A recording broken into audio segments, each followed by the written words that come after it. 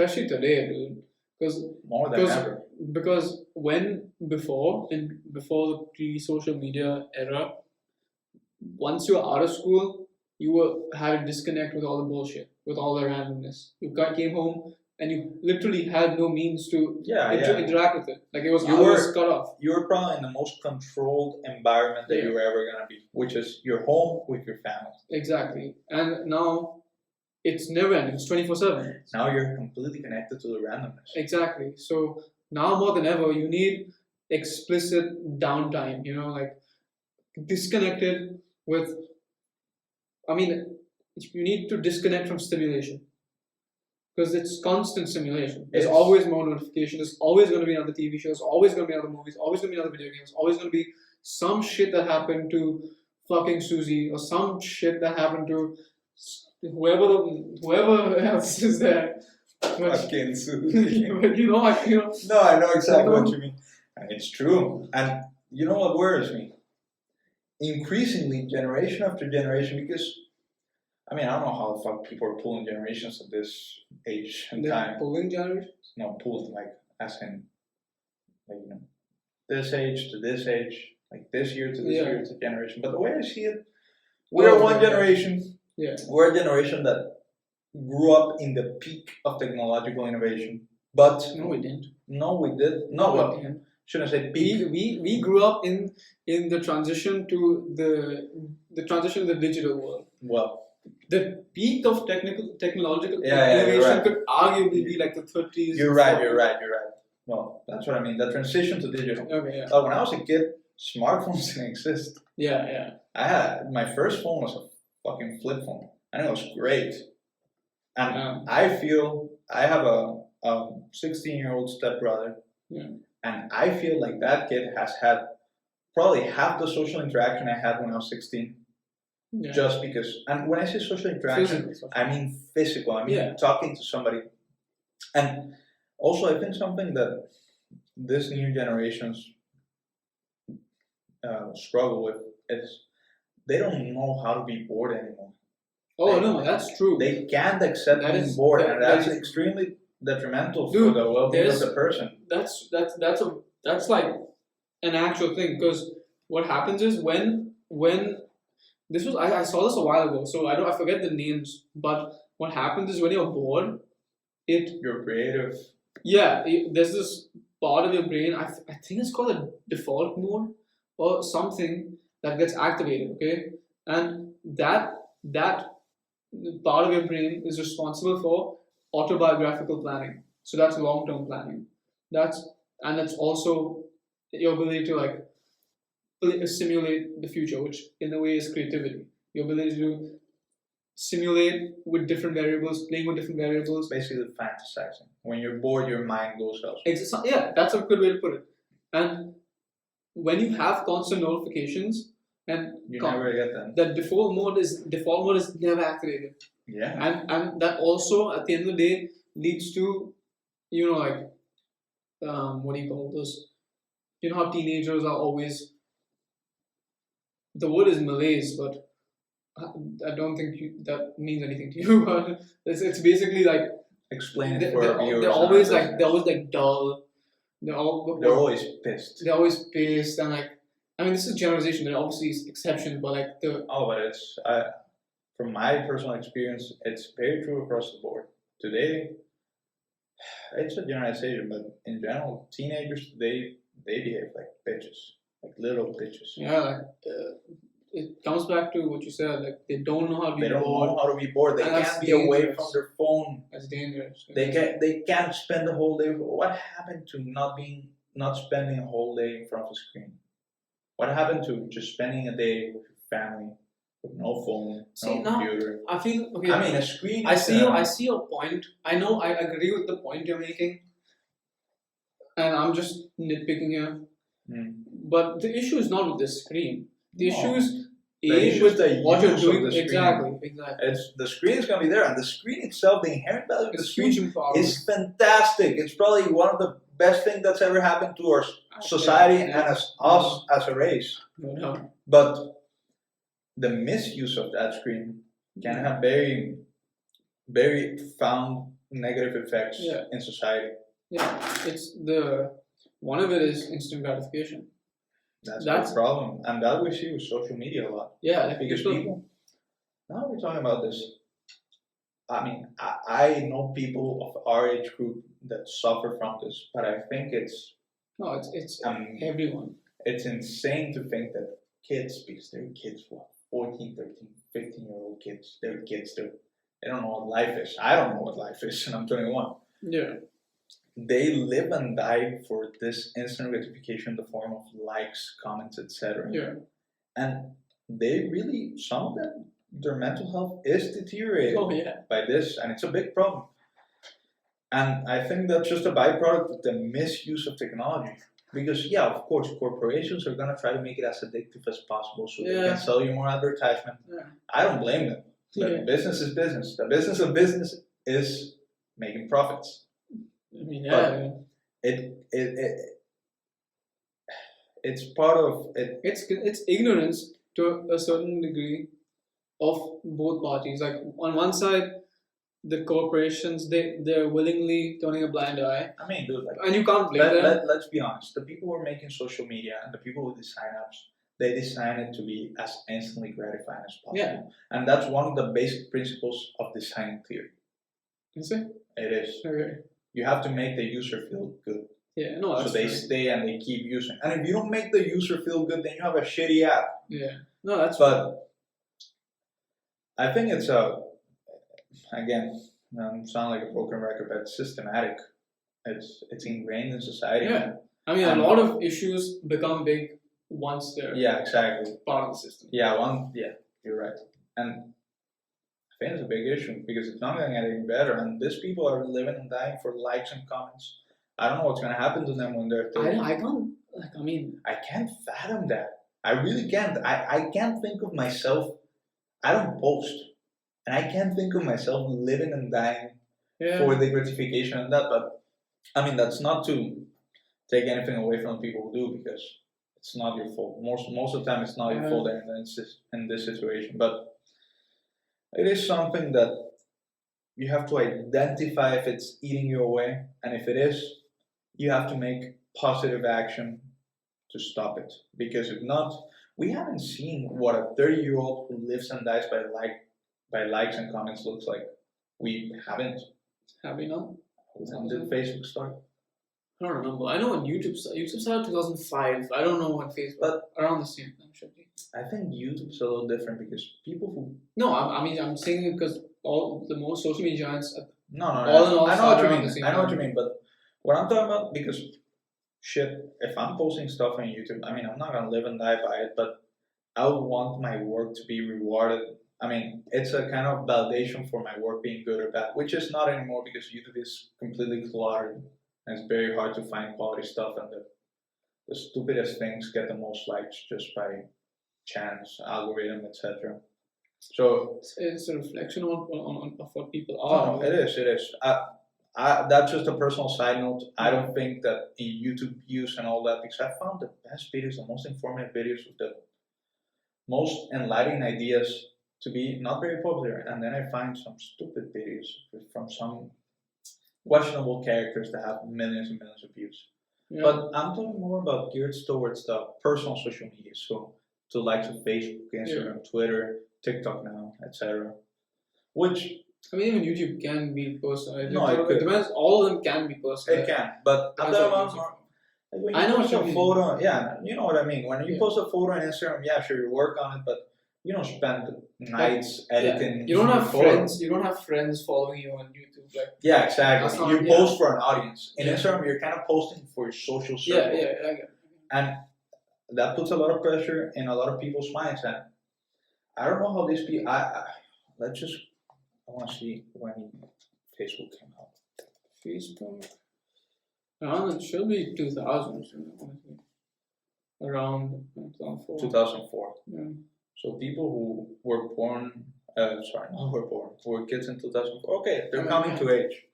But you don't use it then. Like I would say when in 2004 it started, so it was launched. Around then there'll be like 14-year-olds, 15-year-olds maybe using it. And I mean there was social media, there was MySpace before that. but let's take not to the phone. same phenomenon as today. Yeah, I mean, and the concept of likes and comments deteriorating mental health, I think it's a lot more prevalent with Instagram and such. Yeah, I mean, it was on Facebook as well. It was on Facebook, but it's kind of migrated to Instagram and such, and it's gotten worse. Oh yeah. And it's only gonna keep getting. I'm just curious to see what the people who are my stepbrother's age are gonna look like when they're 30. I mean, maybe this I'm is wrong. This is just I mean, you didn't say anything that could be that you said you wanted to. I just want to see them, and maybe I don't have the best I don't have the best prediction in mind. I could be wrong. I don't know. We're in uncharted territory. It's never happened in human existence that we're so interconnected and so dependent on the approval of others. Before you were dependent on the approval of your parents, your immediate society, which is your approval of God, that is true, and your approval of God, as long as you followed the rules that were put in society, so you didn't kill yourself and do harm to society, as long as you were a good citizen, you were good with God, which was probably the most important thing. Your parents, then your spouse, then your kids, which have to like you, especially in those times, and then you die a happy man, accomplished man, or woman. Now you literally have the whole world looking at you. And if you pathologically are looking for the approval of 8 billion people, I don't know what's going to happen to you when you're an adult and you have to function. Because right now, let's be honest, a 15-year-old, 16-year-old, they're not functional. They're very dependent on their authority figures. And they're going to go to college and they're going to continue to be dependent. And obviously, the landscape is going to change a lot because now you see a lot of people are actually making money of this instant gratification. And Instagram models. It's going to happen everywhere. Like influencers, the way people. That's anything that has eyeballs will make money. Yeah, and I honestly don't know what's going to happen. We have a shortage of STEM majors right now. I don't think it's going to be any different, to be honest, because they said people said the same thing about when I'll give you an example, and I'll tie it back to social media. But initially, when cars were invented, people said that we would lose our connection to the earth because before we would just ride horses, and then that's one example of nothing drastic happened. No, everything got better. Yeah. But the thing is that, let me just put a parenthesis there so I don't forget this. Okay. There is inherent value in switching a horse to a car. It's faster. Yeah, okay, so I get it. And it's just better. But there's no inherent value in getting wires. In social media? No, there is inherent value in social media. Yeah. There's no inherent value in having your mental health be dependent on likes and comments. Oh no, I'm not saying that. There's no inherent value in addiction of any kind except probably learning. Or working. Even working can be bad, bro. If you work too much. You're right. Any addiction taken to the extreme can be. But my point is that because after that example, there was newspapers, right? And newspapers, everyone was the newspaper. There was a picture of a subway or somewhere, right. And everyone had the head in newspaper, and that was exact parallel of right now. Everyone has a head on their phone. So it's not gonna be people are it's just gonna become a new baseline, and that's gonna be the accepted standard. They're gonna be the equal. They're gonna be, generally speaking, no statistical significant difference in the amount of crazy people, the amount of it's all gonna stay relatively the same. There's gonna be a social shift for sure. Yeah, there might be mental health outcries right now. That is, but it's all gonna come back. But that's what I'm saying. With the newspaper thing. Yeah. A phone is basically a newspaper and steroids in every single possible way. Newspaper, camera, everything. All those things that came and we're gonna change the world, and they did, but not negatively. They're all together in the phone, just on steroids. Matter of fact, we're videotaping these conversations on phone for anybody to see, as long as they have an internet connection. Yeah. So for once, I think this is the most powerful technology, or one of the most powerful technologies in comparison to the ones we had before. And I know technology is incremental, so it's not really a fair comparison. But I think if things keep going this way, and I might be completely wrong, this is just a thought, it's a possibility at least. This mental health problem compiled with the fact that people have a more leftist way of. No, it's true. Like That's younger today. people. That's the shift that's happening today. That's Yeah, exactly. Yeah. Today, younger people have more leftist views, and that is just a fact. No, that's true. And in some aspects, that might be beneficial, but in some other aspects, that just makes people. It tends to make people mentally weaker, because I mean, it's easier to play the victim. It's exactly, that's what I was going to say. Then you start introducing the idea of safe spaces and all these things. I'm not going to get into detail or for it. This because what's happening in universities now, in the US at least, is that the material taught, it's indoctrinated, is being that too, and is being subject to what triggers the student. So if some content triggers the student, it's not allowed. Exactly. Yeah. And well, I'm not going to get too much into it, but that, along with the interconnectivity that we have right now, which I think it's no coincidence that this is happening at the same time. I think times are good. I think hardship is probably the lowest that it's been. Oh, dude, more people die from sugar than gunpowder. Exactly. That's crazy. Hardship is the lowest it's ever been. Yeah. People are, or they might be, at least some people, they're getting comfortable and lazy, and they had to. No, it's true. It's true. I'm not saying it's not true. And the people who worked hard, obviously, they have the best interest of their kids in mind. Yeah. So they're gonna make the easiest world they can for their kids. And in turn, I think there's a possibility, if you compile that along with leftist views and this interconnectivity, people still, like, it's already happening. People they expect more from society. They somehow they feel entitled to more things. For example, not being offended, which is probably the most stupid thing I've ever heard. Because if an opposite point of view offends you, and you want to shut out that different point of view, you are an idiot. You are a bloody idiot. What are you, the bearer of all the truth? No. Hey, some people, for example, let's take as an example the whole pronoun thing. And I'm not going to give an opinion. I'm just going to state the facts. If somebody, and this just ties back to free speech, which I think is one of the reasons why we've advanced so much, is because anybody can say anything they want. If you want to be called a certain way, personally, I will call you whatever the hell you want me to call you, and I would accept it. Everybody can make of their life a party. I'm not against that. But when you're starting to force people with ideologies like that, you're taking away their free speech and their freedom in a way. Yeah. And what's there? So what? So eventually we're all gonna be homogeneous, and we're gonna have one point of view, and we're gonna get stuck like we did in the past, and we're gonna sacrifice innovation, and it's eventually gonna crumble because socialism has never worked. I mean, when it's worked, it's been horrible for the society, for the individual in the society. Yeah, it looks great from the outside, but it's completely horrible for an individual in the society. And then it's going to crumble, and we're going to start all over again. Now, we've never seen a big-scale example of socialism in history, really. Which was the biggest? The USSR, which crumbled miserably. Yeah. So, if it does happen, the silver lining is it's going to be extremely interesting to see. It's gonna be extremely interesting. I'm kind of happy I was born in this time, because I'm gonna get to experience that first time.